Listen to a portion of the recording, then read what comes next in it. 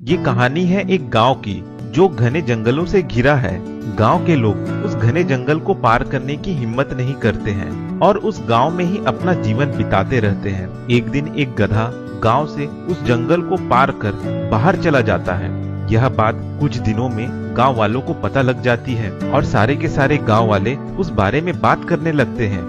ये सारी बातें पास में खड़े कुत्ते भी सुन लेते हैं और फिर एक दिन वे कुत्ते भी उस गधे के चले हुए टेढ़े मेढ़े रास्तों को सूंघते हुए जंगल को पार कर निकल जाते हैं। यह बात भी कुछ दिनों में गांव वालों को पता लग जाती है, तो वे भी ठान लेते हैं कि जब गधे और कुत्ते इस जंगल को पार कर बाहर जा सकते हैं तो हम क्यों नहीं जा सकते। फिर सारे के सारे एक दिन एक कुत्ते की मदद से गधे और कुत्ते के चले हुए रास्तों को सूंघते सूंघते जंगल के बाहर चले जाते हैं। अब वह रास्ता कुछ दिनों में कच्चा रास्ता बन जाता है, जिससे सारे गांव वाले गांव से शहर और शहर से गांव आते जाते रहते हैं। एक दिन सरकार द्वारा कुछ इंजीनियर गांव को शहर से जोड़ने के लिए पक्का रास्ता बनाने गांव में आते हैं। इंजीनियर गांव वालों से पूछते हैं कि कौन सा रास्ता पक्का बनाए। गांव वाले उसी गधे के चले हुए रास्ते को पक्का रास्ता बनाने की बात कहते हैं। इंजीनियर कुछ दिन रास्तों का निरीक्षण करते हैं तो उन्हें पता चलता है कि यह रास्ता तो काफी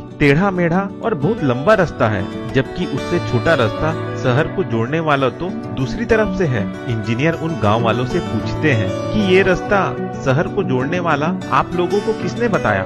गांव वाले कहते हैं कि कई साल पहले एक गधा इस रास्ते से गुजरा था, उसी रास्ते पर हम आज तक चल रहे हैं। इंजीनियर कहता है तो आप लोगों ने आज तक नया और छोटा रास्ता खोजने की कोशिश नहीं की। गांव वाले कहते हैं नहीं। इंजीनियर कहता है जिस रास्ते में आप लोग चल रहे हैं वह रास्ता बहुत टेढ़ा मेढ़ा और लंबा है, जबकि उससे छोटा और सीधा रास्ता तो इधर है, जिसमें चलकर आप अपना समय और ऊर्जा दोनों बचा सकते हैं।